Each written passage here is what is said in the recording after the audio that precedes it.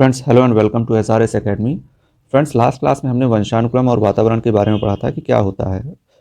आज हम लोग उसके रूल्स के बारे में पढ़ेंगे। What are the rules of heredity and environment. Friends किसी भी स्टेट का आप टीचिंग का कोई सा भी एग्ज़ाम दे रहे हो, सीटेट सीटेट सुपरटेट या किसी भी स्टेट का टीचर से एलिजिबिलिटी टेस्ट दे रहे हो, टीटी दे रहे हो, ये टॉपिक एक इम्पॉर्टेंट टॉपिक है और आसान टॉपिक है। सो थोड़ा सा ध्यान से हम लोग अगर पढ़ेंगे तो इसे आसानी से समझा जा सकता है।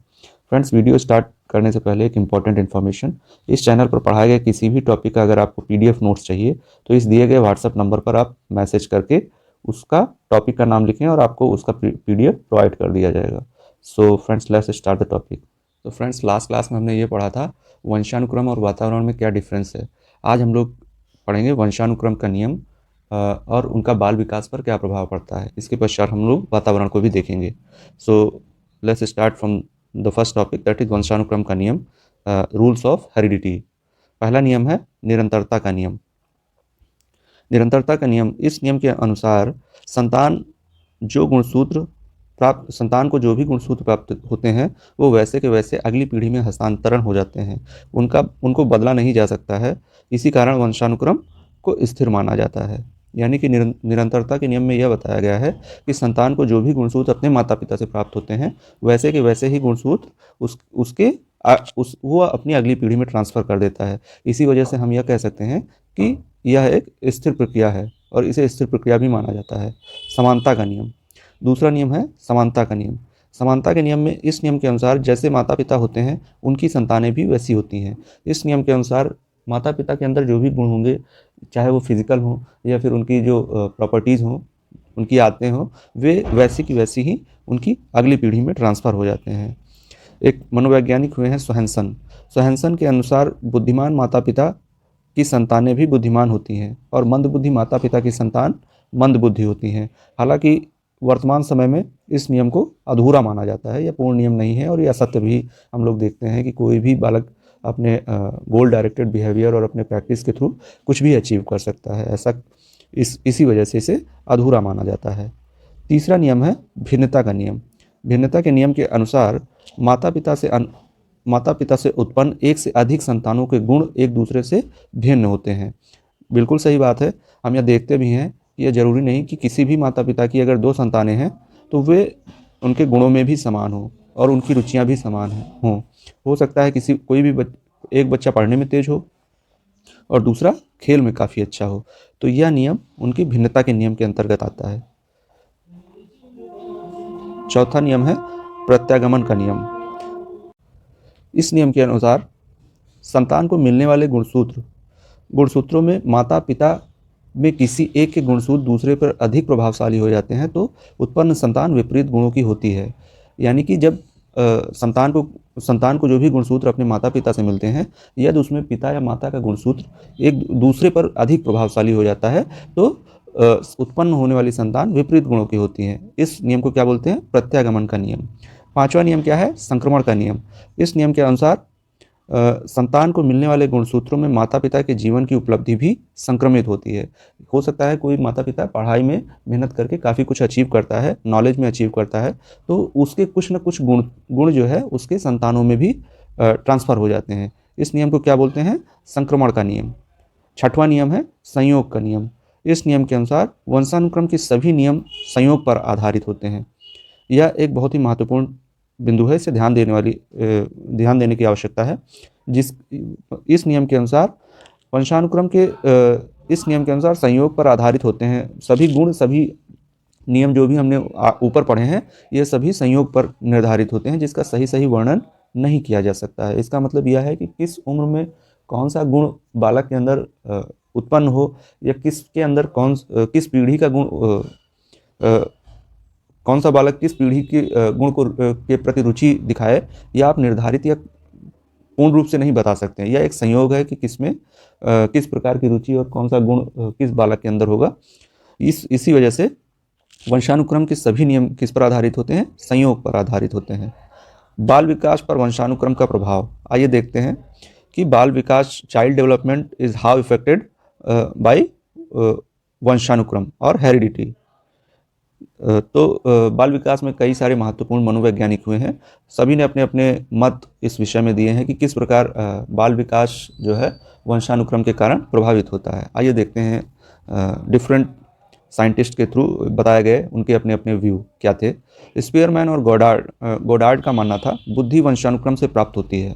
उनका यह मानना था कि बुद्धि जो है एक पीढ़ी से दूसरी पीढ़ी में गुणसूत्रों के माध्यम से ट्रांसफ़र होती है, यानी कि it's heredity is responsible for mental strength of any child. दूसरे मनोवैज्ञानिक हुए हैं थॉर्नडाइक। थॉर्नडाइक का मानना था चिंतन वंशानुक्रम से प्राप्त होता है। उनका यह मानना था कि जो थॉट्स होते हैं यह कैसे होते हैं, वंशानुक्रम होते हैं, इसके लिए भी हेरिडिटी रिस्पॉन्सिबल होती है। मैकडूगल का मानना था मूल प्रवृत्तियां वंशानुक्रम से प्राप्त होती हैं। इनका यह मानना था कि जो बालक की मूल प्रवृत्तियां होंगी, जो उसकी आदतें होंगी, वो किससे होगी, हेरिडिटी के कारण होंगी। हेरिडिटी उसके लिए रिस्पॉन्सिबल होगा। कैटल का मानना था कि व्यावसायिक योग्यता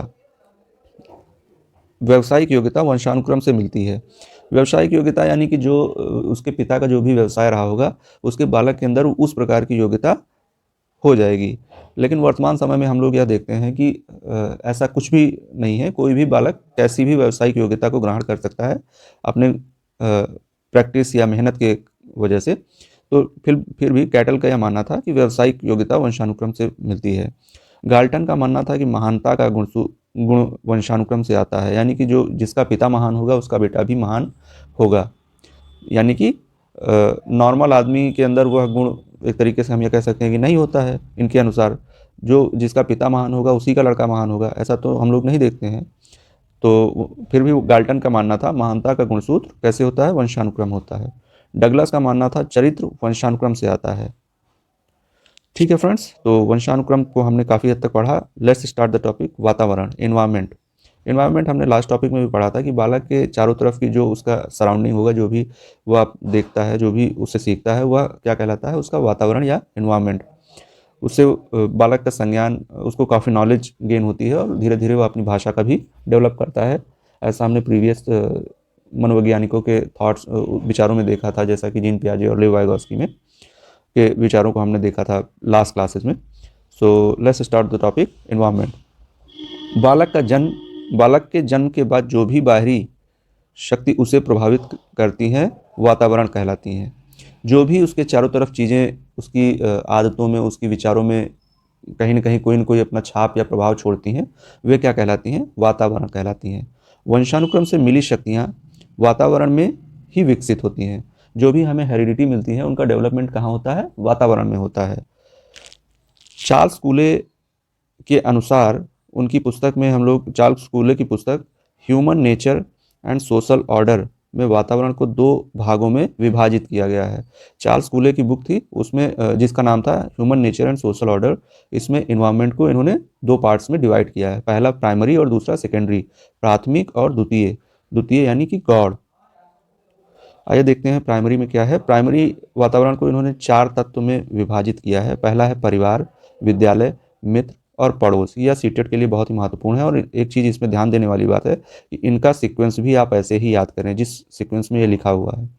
पहले आएगा परिवार, दूसरा विद्यालय, तीसरा मित्र और चौथा पड़ोसी। ये चारों चीज़ें इसी सीक्वेंस में बालक के विकास में चाइल्ड डेवलपमेंट को इम्पैक्ट करती हैं। So this is very important topic. Primary environment क्या होता है। इन चारों चीज़ों के अलावा बाकी जो भी चीज़ें चाइल्ड डेवलपमेंट को इम्पैक्ट करती हैं वो क्या कहलाती हैं, सेकेंडरी, गॉड यानी कि द्वितीयक वातावरण के अंतर्गत आती हैं। इसके अतिरिक्त सभी द्वितीयक वातावरण होते हैं। वुडवर्थ जो कि महान थिंकर थे, इनके अनुसार वंशानुक्रम और वातावरण का योगफल विकास नहीं होता है बल्कि गुणनफल विकास होता है। यानी कि हम यह कह सकते हैं development is equal to heredity into environment. ये हम लोग कह सकते हैं। यहाँ से उनका गुणनफल विकास होता है, ना कि योगफल विकास होता है। So friends, I hope you like the video. So please like, share, comment and subscribe the channel and share maximum as much as possible. Thank you.